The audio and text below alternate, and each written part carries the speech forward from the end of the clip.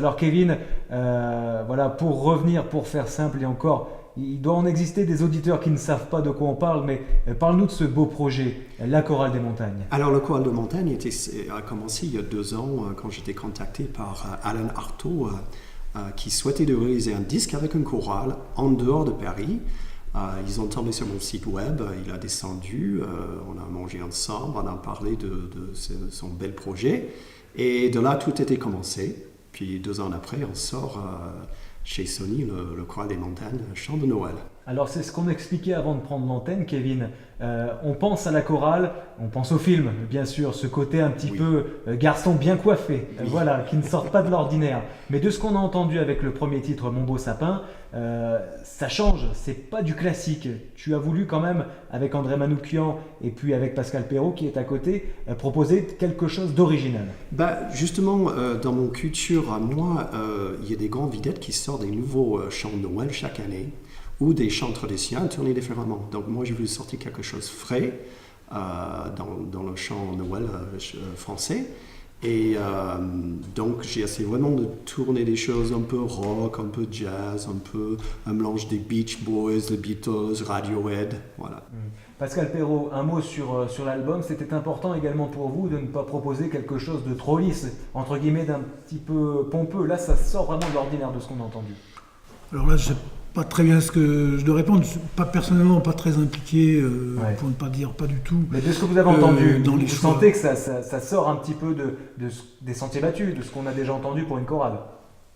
Ce que je dirais surtout, c'est que la chanson populaire, la variété, appelons ça comme on voudra, la pop même, est un peu le parent pauvre des chorales. Même si toute chorale qui se respecte a un petit peu ça dans son répertoire, c'est vrai que je trouve que c'est un peu le parent pauvre. C'était l'occasion, justement, par le biais de ces musiques, de valoriser les chorales et vice-versa. C'est-à-dire que la chorale valorise ce répertoire qui fonctionne très bien, tout autant que le répertoire classique, ce que vous appelez le répertoire un peu lissé, quoi. Ouais. Voilà, donc pour ça, j'apprécie effectivement, mais je n'y suis pour rien. Et j'imagine que dans ta carrière, c'est un tournant, c'est pas autre chose. C'est extraordinaire de pouvoir faire quelque chose pareil. J'aurais jamais rêvé de pouvoir sortir un disque chez Sony, travailler avec un tel personnage de André Manoukian. Je suis vraiment, vraiment ravi de pouvoir faire ça et surtout de pouvoir faire ça avec mes choristes. Oui, et surtout c'est ça qui est important avec toi, ce que tu nous avais dit lorsque l'on avait tourné ton portrait, c'est que tu ne tires pas la couverture sur toi, c'est un travail d'équipe. Et c'est l'ensemble du groupe, les chorales des Hautes-Alpes qui réussissent ce projet. Exact. Et puis, comme j'avais dit toujours, ce qui est important pour moi en tant que chef de chœur, c'est de proposer des projets sur lesquels mes choristes ils se mettent en valeur ou ça leur fait du bien. Et ce projet, c'est extraordinaire, absolument extraordinaire. Bon, quel est un petit peu le programme pour toi et les choristes là, dans les prochains jours? Vous attendez impatiemment la sortie de l'album et puis le clip aussi qui a été tourné dans le Hautes-Alpes est sorti aujourd'hui sur D8 en exclusivité et il sera retrouvé dès demain sur DC TV et partout en France. Oui, on a pas mal de choses qui vont se passer dans les prochaines semaines. On va faire... le disque va sortir lundi, le 18 novembre. Partout en France et puis on va attaquer avec un premier petit concert à l'Espace Culture de Leclerc le 23 novembre à 17h et après on fera des dédicaces et puis après il y a pas mal de concerts tout le mois de juin. De décembre. De décembre. Mais jusque juin peut-être, parce que voilà, c'est ça l'idée, c'est que c'est une carte de visite, c'est ce qu'on disait avant de prendre l'antenne, et ça peut être un tremplin pour toutes ces chorales des Hautes-Alpes qui pourraient proposer des concerts. Justement, j'espère à travers ce projet, il y aura d'ouverture vers d'autres choses pour nos chorales et nos choristes. Oui. Alors ce qui fait l'attrait un petit peu de ce projet, c'est aussi André Manoukian, parce que c'est une personnalité connue. On le connaît pour son intervention dans le jury de la Nouvelle Star, hein, et puis tout ce qu'il propose également, ses émissions, ses albums. André Manoukian qui a dû voir pas mal de choses dans sa carrière, une carrière bien remplie, mais qui tout de même a été marqué par sa rencontre avec toi, avec Kevinos et avec ses chorales. Et j'imagine que c'est réciproque, ça a dû être fabuleux de travailler avec quelqu'un comme lui. Ah ouais, c'était extraordinaire. Ce qui est surtout extraordinaire, c'est qu'on ne savait pas à quoi attendre. on voit le personnage à la télé, mais on ne savait pas en face ce qu'on attend. Et André était extraordinaire avec les choristes. Il était très humain. Il savait à quoi les genres de personnes qui travaillaient. Et ça ne pouvait pas passer mieux. Le courant est très bien passé entre lui, moi et les choristes. Quelqu'un de plutôt simple en plus de ce qu'on a vu lorsqu'il est venu ici à Monteillé, très accessible à la fois avec la presse, mais ça on pourrait dire qu'il fait le job, mais aussi avec vous. Il était là pour apporter son expérience sans pour autant prendre le dessus, quoi. Exact. Il a vraiment voulu mettre les choristes en avant. Il était quelqu'un qui est resté très discret par rapport de la réalisation de les parties chorales. Et puis, juste son présence sur le lieu a vraiment fait monter l'énergie dans la salle par rapport aux choristes. Alors, les gens pourraient se demander, Kevin, qu'est-ce qu'il a tant apporté, André Manoukian, à l'album ? Surtout le côté musical. Comme il avait dit, il a voulu accompagner les choristes, il a voulu pas prendre le dessus. Et quand on écoute le résultat, il accompagne vraiment avec la musique derrière, il met vraiment les voix en avant. Durant le tournage de cet enregistrement, il y a eu des dizaines de voitures qui sont garées à Monteillé. Donc n'oublions pas de mettre en avant le studio La Bergerie de Pascal Perrault et le village de Monteillé qui a accueilli cet enregistrement, enfin une partie du moins de l'enregistrement. Durant l'été, des dizaines de voitures sont garées dans le pré non loin de chez Pascal Perrault. Ça a permis d'accueillir des gens, de connaître ce studio de La Bergerie. Pascal Perrault, merci à vous de nous accueillir aujourd'hui dans cette émission Les gens d'ici et sur d'ici Radio. Alain Manoukian, vous l'avez rencontré, il vous a côtoyé les soirs, le matin, en dehors de l'enregistrement. Quel plaisir, ou racontez-nous un petit peu ces jours d'enregistrement. Effectivement, en dehors des séances d'enregistrement, il est resté là, pas loin, il ne logeait pas très loin. On a mangé ensemble ici, puisqu'on habite en dessous du studio. Il aime bien les bons vins. Voilà. Et tout ça, oui, tout à fait, on retrouve ce côté très, très, très bon enfant, très sympathique, très humain, c'est vrai, drôle. C'est quelqu'un de très cultivé, une culture très élargie, il est très curieux de beaucoup de choses, il a des connaissances même parfois impressionnamment approfondies. Voilà, c'est quelqu'un de très bonne compagnie, c'est certain. C'est quelqu'un qui habite dans un appartement non loin d'ici, qui est une maison du côté des Alpes du Nord, et il a mis un petit peu de vie dans ce village de Monteillé, non pas que ce village s'endort avec ses 432 habitants, mais ça a permis durant cet enregistrement d'avoir de nombreuses voitures qui se promenaient à travers le village et qui arrêtaient les habitants de Monteillé pour demander où se trouvait le studio. Et c'est vrai que ça a permis de vous faire connaître. Certes, le studio Alice est connu des professionnels de la musique, mais ça a permis à d'autres personnes de savoir qu'à Monteillé il y avait un studio d'enregistrement, parce qu'Alain Manoukian et Kevin Os et la Chorale des Montagnes ne sont pas vos seuls prestataires, et est-ce que vous pouvez nous en dire plus? D'autres personnes viennent ici également pour enregistrer, je crois. Alors effectivement, je suis très heureux de ce projet, je le disais tout à l'heure, localement c'est une très belle aventure tout court d'ailleurs, très belle rencontre, mais j'ai pas évidemment attendu ce projet-là pour vivre. Pour assurer mon activité, puisque c'est une activité déjà ancienne.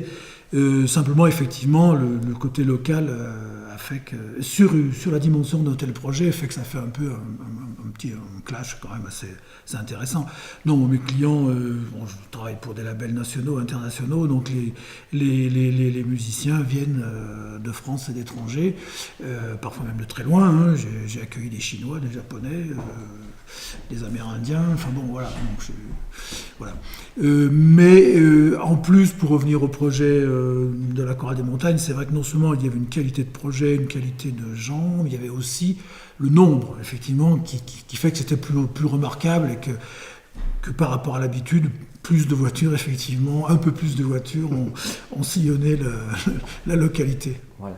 Kevin Os, combien de personnes ont enregistré cet album? On était 103 personnes qui ont participé. 103 personnes plus vous, ou 103 personnes avec vous? Avec moi. Avec vous, voilà. Et ces 103 personnes sont restées combien de jours sur place dans le studio? On n'avait que quelques heures pour faire ça. J'ai voulu une préparation nickel en avance. Les choristes, ils ont vraiment bossé dur sur le côté. On avait un mois pour faire ce qu'on fait dans un an. Et je suis toujours très fier de mes choristes et très touché par l'effort qu'ils ont fait pour réaliser ce projet. Ouais, et Kevin, on ne le rappelle pas assez, mais ces choristes-là ne sont que amateurs, c'est-à-dire qu'ils ont des métiers à côté, et ils ont pris le temps. C'est assez fort tout de même, parce que combien il y a de titres sur la chorale des montagnes? Il y a 15 titres. 15 titres. Donc c'est quoi, travailler jour et nuit en somme pour les apprendre. Ben oui, et surtout les familles, parce que les chansons de Noël en juin, les familles, ils avaient jusque-là avec ça. Ils en avaient un peu marre, Oui. certes. Kevin, un mot sur la chorale en général. Il semblerait qu'à Gap, il y ait de plus en plus de personnes qui s'y mettent à la chorale. Comment tu l'expliques ça, que dans les Alpes du Sud, et plus précisément dans les Hautes-Alpes, les gens se mettent à chanter et adorent la chorale, quoi, tout simplement. Moi, je trouve que c'est génial que les gens viennent dans la chorale, que ce soit le mien ou d'autres chorales. Je pense que ça fait du bien. Et on commence de faire comprendre en France qu'on n'a pas besoin d'avoir de voix de Céline Dion ou n'importe qui pour chanter dans une chorale. Au contraire, on ne veut pas la voix de Céline Dion dans nos chorales, on veut des voix normaux comme le vôtre, comme le mien, comme Pascal, pour faire une activité collective. Alors, je vous rappelle, Kevin, que le chant choral est au programme des écoles, puisque je crois que vous connaissez bien le milieu scolaire par l'intermédiaire de quelqu'un qui vous touche de près. Et c'est vrai que le chant choral est au programme de toutes les écoles. Et un petit bonjour à Laurent Ardouin, qui est le responsable musical pour notre département, qui lui aide les enseignants à chanter en chorale et à rejoindre des chorales de plusieurs écoles. C'est très important, dès le plus jeune âge, il faut une chorale dans toutes les écoles. Oh, je suis entièrement d'accord avec vous. Hein. Pour moi, c'est une évidence. Alors, revenons un petit peu, Pascal, sur l'histoire du studio de Manteillé, parce que nous avons la chance d'y être. Moi, c'est la deuxième fois que je viens ici. Parlez-nous un petit peu de l'histoire de ce studio. Alors juste avant, une toute petite précision pour répondre définitivement à la question qui avait été posée tout à l'heure. Réellement, il y a eu 5 journées d'enregistrement, indépendamment des journées de répétition ciblées sur l'enregistrement ou des journées de répétition normales, qui ont été évidemment très, très nombreuses. Il y a réellement 5 journées en studio, ce qui est pas mal. Hein, ce qui est pas mal. Hein, 5 journées, c'est un enregistrement important. Alors dans les configurations diverses, tout le monde n'était pas là, les gens sont venus faire du raw recording. Bon, mais voilà, c'est 5 bonnes journées, quoi. Ouais. Voilà. Donc un mot sur l'histoire. Revenons à cette histoire, parce que très peu de gens la connaissent. Alors l'histoire du studio, c'est... alors moi, je pratique ce métier depuis 25 ans. J'ai créé mon entreprise. Je fête les 25 ans cette année. Et j'ai démarré avec une spécialité très particulière qui est le studio mobile, spécialisé dans la prise de son des musiques acoustiques et en particulier et essentiellement les musiques classiques, puisque les musiques classiques s'enregistrent en général très très peu dans les studios et surtout sur des lieux qui sont choisis pour des tas de raisons différentes et très valables. Donc voilà, j'ai fait ça pendant pas mal d'années, je le fais toujours bien évidemment. Et puis je n'ai décidé de créer un lieu pour accueillir et m'ouvrir à davantage de types de réalisation de choix musicaux il y a 5 ans exactement.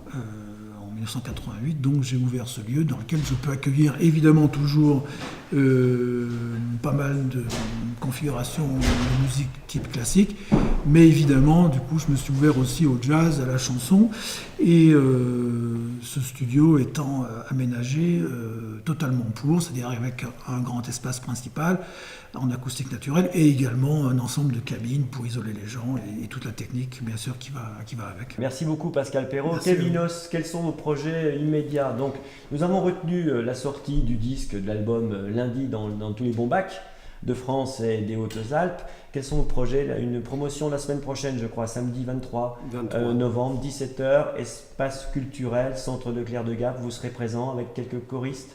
Oui, on sera présent avec des choristes. Et puis, tout le mois de décembre, on aura pas mal de concerts à Briançon, Embrun, Gap, Remelon. D'accord. Donc je pense que le Centre Leclerc a fait un stock de la chorale des montagnes afin de... Vous allez proposer des dédicaces? Oui, on proposera des dédicaces, oui. Voilà, donc espace culturel dans une semaine à peu près, le 23 novembre. Merci beaucoup Kevinos. Merci beaucoup Pascal Perrault de Merci à l'accueil. vous. C'est gentil. Nous étions sur DC Radio en direct du studio de Villarons à Monteillet.